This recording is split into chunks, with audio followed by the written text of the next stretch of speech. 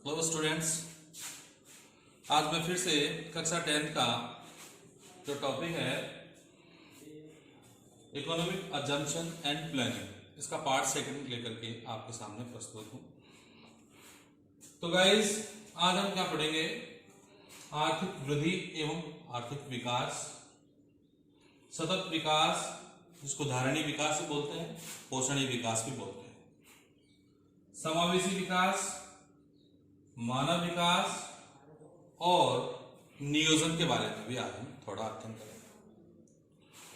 तो गाइज, अगर आप पहली बार मेरे इस वीडियो लेक्चर में आए हैं तो फर्स्ट ऑफ ऑल आप इस चैनल को सब्सक्राइब कर दें, लाइक करें और ज़्यादा से ज़्यादा शेयर करें। साथ में आप बेल आइकन को भी ऑन कर दें ताकि उससे आपको नोटिफिकेशन मिलेगी। अब आपको मैं ले चलता हूँ सीधे ही आर्थिक वृद्धि एवं आर्थिक विकास। देखो गाइज, वैसे तो ये जो टॉपिक है सोशल स्टडी में क्लास 10 का इकोनॉमिक्स वाले जो हिस्सा है, पार्ट है, उसमें आता है। लेकिन ये जो आज के जो टॉपिक हैं इस प्रकार के कि सभी प्रकार के कॉम्पिटिटिव एग्जाम्स में, चाहे वो एसएससी का एग्जाम हो, रीट का हो, यहाँ तक कि आईएएस, आरएएस, सभी प्रकार के जो कॉम्पिटिटिव एग्जाम्स है, स्टेट लेवल को चाहे वो सेंट्रल लेवल के, सभी में इनमें से कुछ क्वेश्चंस पूछे जाते हैं। वो मैं आपके सामने अभी एक एक करके आपके सामने आते जाएंगे। हम बात करते हैं किसकी? आर्थिक वृद्धि एवं आर्थिक विकास। चूंकि टॉपिक पहले से चल रहा था आर्थिक अवधारणा एवं नियोजन, आज हम इसमें से जो सेकंड पार्ट है उसको लेकर आपके सामने आए हैं। आर्थिक वृद्धि के बारे में मैं आपको बता दूं, क्या होता है कि अगर किसी कंट्री की इनकम ज्यादा है, आय ज्यादा है, तो ऐसा माना जाता है कि वो देश ज्यादा प्रफुल्लित है, ज्यादा खुश है, ज्यादा तरक्की कर चुका है, वहां के लोग बेहद खुश हैं। लेकिन ऐसा वास्तव में नहीं हो सकता, क्योंकि केवल आय ही, केवल उत्पादन की मात्रा अधिक होना ही किसी देश की विकसित होने का, विकास होने का, उसका प्रफुल्लित होने का, खुश होने का या वहां की लोगों की प्रसन्नता का सूचक नहीं माना जा सकता। कैसे? इसके लिए आपको सबसे पहले आर्थिक वृद्धि के कंसेप्ट को जानना होगा कि वास्तव में जो आर्थिक वृद्धि है वो क्या चीज है। तो मैं आपको बता दूं, आर्थिक वृद्धि किसी देश की राष्ट्रीय आय और उसके साथ साथ उस देश की प्रति व्यक्ति आय में होने वाली वृद्धि को सूचित करती है। अगर आसान शब्दों में बात करें तो हम कह सकते हैं कि अगर किसी देश का जो कुल उत्पादन है वो ज्यादा है, अगर उस देश की प्रति व्यक्ति आय ज्यादा है, तो इसका मतलब यह है कि वह देश आर्थिक वृद्धि कर रहा है। यानी आर्थिक वृद्धि एक गुणात्मक मापक नहीं हो सकता। आर्थिक वृद्धि एक मात्रात्मक मापक है और एक दीर्घकालीन पैमाना है। आर्थिक वृद्धि के अंदर ये देखा जाता है कि उस देश की जो और राष्ट्रीय आय है, राष्ट्रीय उत्पादन है और प्रति व्यक्ति आय है, उसमें समय के साथ साथ कितना वृद्धि हो रही है, कितनी उसमें ग्रोथ हो रही है। आर्थिक विकास, आर्थिक विकास आर्थिक वृद्धि के साथ साथ अगर किसी देश की आर्थिक वृद्धि यानी अगर उस देश की राष्ट्रीय आय में, उसके देश की प्रति व्यक्ति आय में वृद्धि हो रही है और उसके साथ साथ अगर वहां के लोगों की राजनीतिक, सामाजिक और आर्थिक विकास भी हो रहा है, उसमें भी तरक्की हो रही है, उसमें भी वृद्धि हो रही है, उसमें भी ग्रोथ हो रही है, तो वो देश आर्थिक विकास कर रहा है। स्टूडेंट्स, आपको थोड़ा थोड़ा समझ में आया होगा। अगर मैं आप बात करूं, इसकी एक तरफ मैं वृद्धि लिखता हूं और एक तरफ विकास लिखता हूं। क्योंकि ये जो टॉपिक है वो कक्षा 10th के स्तर का है, इसलिए हम 10th के स्तर की बात करेंगे। इसमें आर्थिक वृद्धि में हम क्या देखेंगे? किसी देश की राष्ट्रीय आय, प्रति व्यक्ति आय में अगर समय के साथ वृद्धि होती है तो उस देश की आर्थिक वृद्धि हो रही है, वो देश आर्थिक प्रगति कर रहा है, इकोनॉमिक ग्रोथ हो रही है। विकास में हम क्या देखेंगे? नेशनल इनकम यानी राष्ट्रीय आय, प्रति व्यक्ति आय, ये तो है ही है।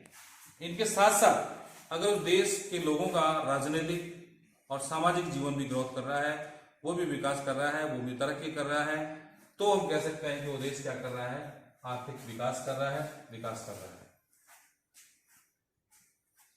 समय के साथ ये देखा गया कि देश का आर्थिक विकास और आर्थिक जो वृद्धि है उसके पैमाने भी किसी देश की आर्थिक तरक्की, आर्थिक विकास और वहां के लोगों का कल्याण उसको सही सही ढंग से माप नहीं पा रहा है। तो ये देखा गया कि कोई देश बहुत तरक्की कर रहा है, उस देश की राष्ट्रीय आय बहुत ज्यादा है, उस देश की प्रति व्यक्ति आय बहुत ज्यादा है, फिर भी लोगों का जीवन स्तर काफी नीचे है। क्यों? क्योंकि किसी देश की प्रति व्यक्ति आय और राष्ट्रीय आय ज्यादा होने के बावजूद भी एक सामान्य व्यक्ति की, एक संबंधित व्यक्ति की, एक औसत व्यक्ति की जो आय है, उसका जो जीवन स्तर है, उसका जो रहन सहन है, उसकी जो एजुकेशन है, उसकी जो जीवन प्रत्याशा है, उसके जीवन जीने का जो ढंग है, यानी क्वालिटी ऑफ लाइफ, हम कह सकते हैं कि जीवन की जो गुणवत्ता है उसमें बदलाव नहीं आ रहा है। तो इसके लिए सबसे पहली बार 1990 के अंदर, मैं चूंकि सीधा ही आपको एक बार ले चलता हूँ, 1990 में महबूब मुल्क नाम के शास्त्री थे, उन्होंने अपनी आवाज उठाई और यूएनडीपी के साथ मिलकर के, यूएनडीपी कहते हैं यूनाइटेड नेशनल डेवलपमेंट प्रोग्राम, इसके साथ मिलकर के एक सूचकांक तैयार किया जिसको मानव विकास सूचकांक कहते हैं। ऐसे ही सतत विकास, धारणीय विकास, पोषणीय विकास, समावेशी विकास, इस प्रकार की कई अवधारणाओं ने समय के साथ बल पकड़ना शुरू किया। सबसे पहले मैं आपको बताता हूं सतत विकास के बारे में। किसके बारे में? सतत विकास के बारे में।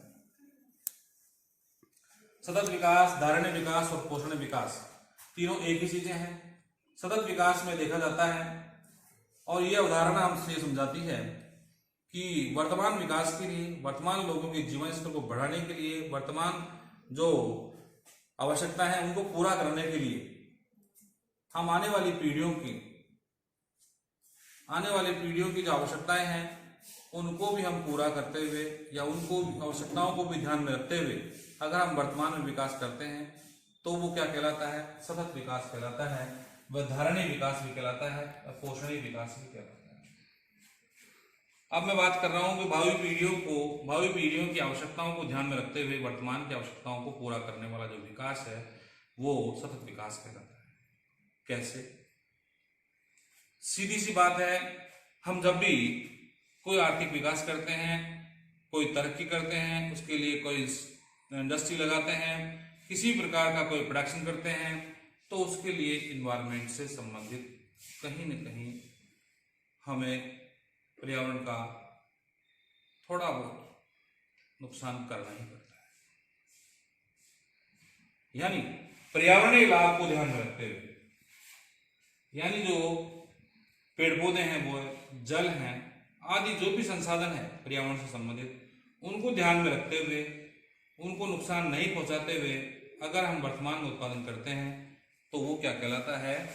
वो सतत विकास कहलाता है। कैसे? पोषणीय विकास, धारणीय विकास, सतत विकास ऐसा विकास होना चाहिए जिसमें पर्यावरण को नुकसान न हो, आने वाली पीढ़ियों का ध्यान रखा जाए, तो वो क्या कहलाएगा? वो धारणीय विकास, सतत विकास और पोषणीय विकास कहलाएगा। साथ साथ में एक और विकास की अवधारणा है, वह है समावेशी विकास। हम ये देखते हैं और कई बार देखा भी गया है कि विकास तो हो रहा है, आर्थिक तरक्की तो हो रही है, राष्ट्रीय आय तो बढ़ रही है, प्रति व्यक्ति आय भी बढ़ रही है, लेकिन समाज के सभी वर्गों तक उस विकास का लाभ नहीं पहुंच पा रहा है। लिंग के आधार पर, उसकी योग्यता के आधार पर, मतलब शारीरिक अपंगता के आधार पर, जाति के आधार पर, क्षेत्र के आधार पर, भाषा के आधार पर कई सारे ऐसे वर्ग हैं जो वंचित रह जाते हैं विकास से। क्या रह जाते हैं? वो वंचित रह जाते हैं। समावेशी विकास ऐसा विकास होगा जो समाज के वंचित वर्ग, वंचित तबकों तक, समाज के हर वर्ग तक, समाज के हर वर्ग तक उसका लाभ पहुंचे। ऐसा विकास क्या कहलाएगा? समावेशी विकास कहलाएगा।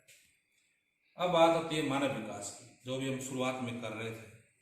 मानव विकास में इस अवधारणा ने विकास को, आर्थिक विकास को अर्थ केंद्रित से मानव केंद्रित कर दिया। कैसे कर दिया?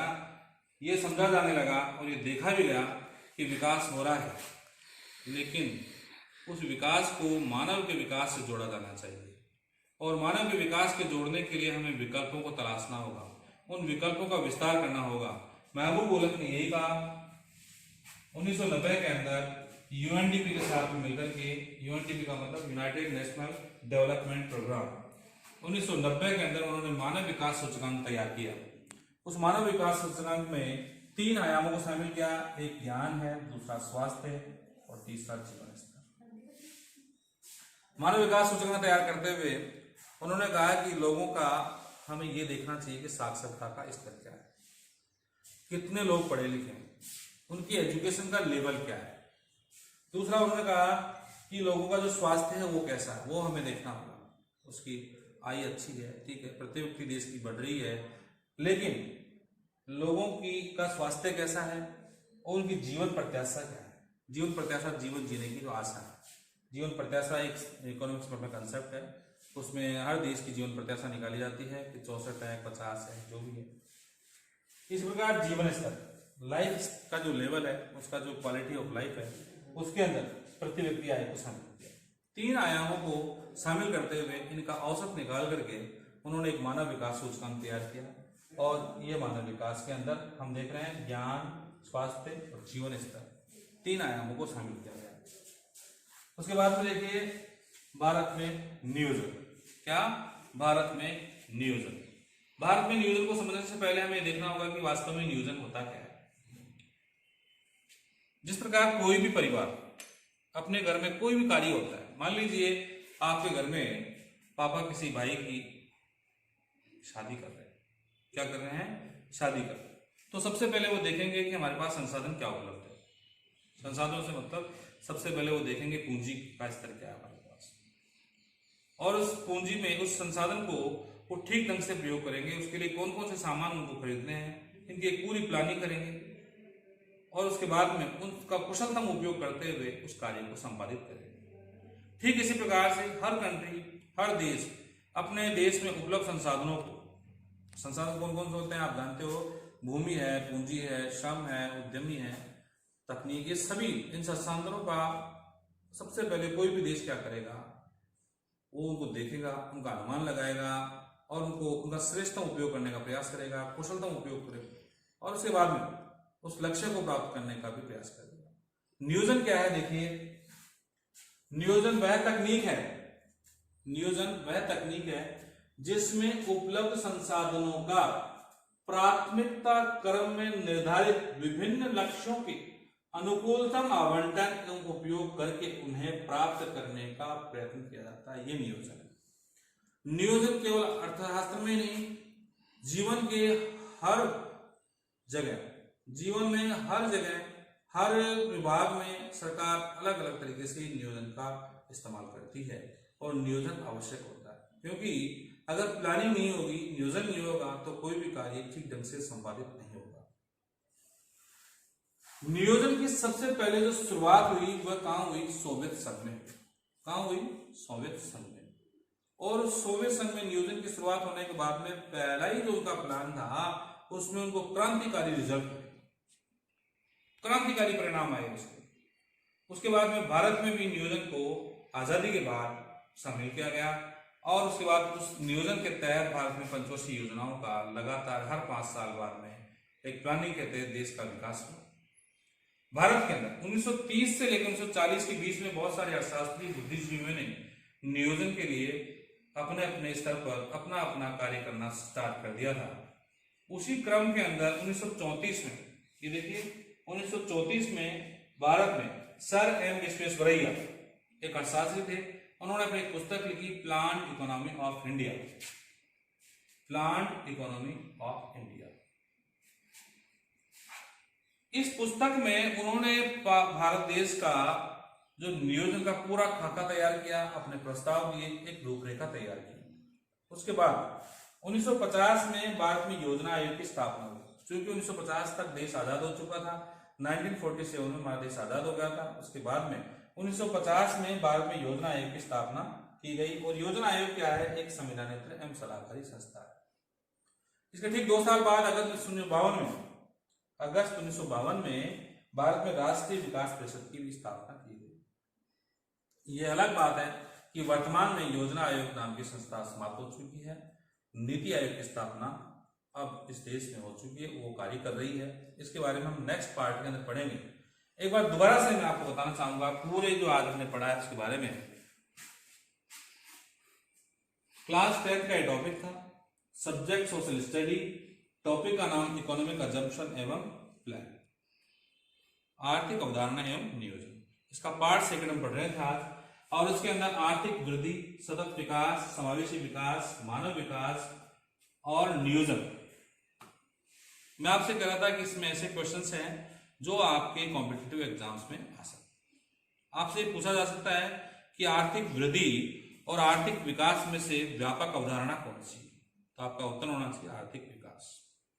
आपसे सवाल पूछा जा सकता है कि सबसे पहले मानव विकास का जो सूचकांक है वो किसने तैयार किया, आपका उत्तर क्या होना चाहिए, महबूब। आपसे सन पूछा जा सकता है 1990। आपसे पूछा जा सकता है किसके थ्रू, यूएनडीपी के थ्रू। देखो कितने सारे क्वेश्चन बनते हैं। आपसे पूछा जा सकता है कि आर्थिक विकास, आपसे पूछा जा सकता है आर्थिक वृद्धि कैसी अवधारणा है, आप कह सकते हो दीर्घकालीन अवधारणा है। आपसे पूछा जा सकता है प्रश्न मानव विकास सूचकांक में कौन कौन से आयामों को शामिल किया गया है, ज्ञान, स्वास्थ्य और जीवन स्तर। चौथा ऑप्शन कोई और दे दे, आपका आंसर चौथा ऑप्शन आ जाए उपरोक्त सभी, या 4 ऑप्शन दे दें उनमें से किसी एक ज्ञान को शामिल करें बाकी अन्य दे दें, आपका उत्तर आपको छांटना चाहिए। इसके बाद आपसे क्वेश्चन पूछा जा सकता है कि भारत में नियोजन से संबंधित सर्वप्रथम कौन सी पुस्तक लिखी गई, आप बता सकते हो प्लान्ड इकोनॉमी ऑफ इंडिया। उसका राइटर पूछा जा सकता है आपसे, सर विश्वेश्वरैया। कब लिखी गई, 1934। आपसे पूछा जा सकता है योजनाएं की स्थापना कब हुई, 1950। राष्ट्रीय विकास परिषद की स्थापना कब हुई, 1952। आपसे पूछा जा सकता है कैसी संस्था है, संविधानेतर एवं सलाहकारी संस्था। ये जो संस्थाएं हैं केवल सलाह ही दे सकती है। इस प्रकार के क्वेश्चंस आपके एग्जाम से पूछे जा सकते हैं, और बोर्ड एग्जाम में भी 10th के बोर्ड एग्जाम में पूछे जाएंगे। यानी ये जो टॉपिक है ये आपके मल्टीपल तरीके से यूजफुल है, क्लास 10th में भी काम आएगा, आने वाले कई सालों तक ये टॉपिक्स आपके काम आएंगे, कंप्यूटर एग्जाम्स में आपको पूछे जाएंगे। ओके गाइस, आज हमने ये टॉपिक पढ़ा, और एक बार फिर से मैं कहता हूँ ये वीडियो आप पूरा देखना, इसको कहीं छोड़ना मत बीच में, क्योंकि अगर आप बीच में छोड़ दोगे आपको समझ में नहीं आएगा। Thanks guys.